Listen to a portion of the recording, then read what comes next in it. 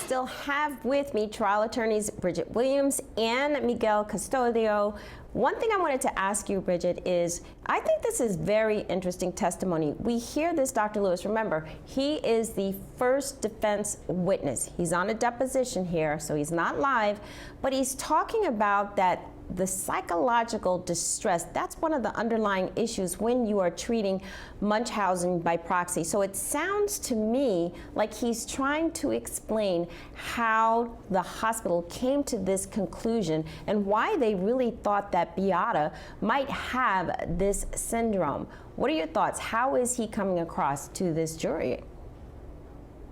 I think he's coming across great because I'm engaged in his testimony, even though it is on video. And so I think that he's probably going to be coming across very well to jurors as well.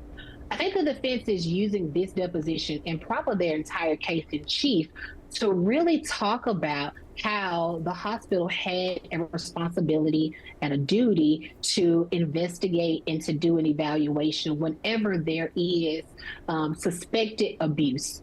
And that's what this position is talking about. He's going into detail of how he did an investigation, evaluation with Maya and her mother and the things that he did do. And so that goes to show that they had a duty and they actually fulfilled the terms of their duty. They didn't breach any of that.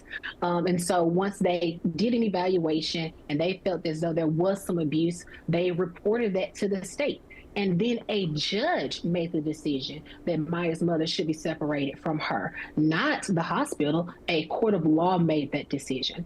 And so the hospital's going on to show that they did in fact fulfill their responsibility, did their due diligence, did an evaluation, and then reported it to the state as they should have.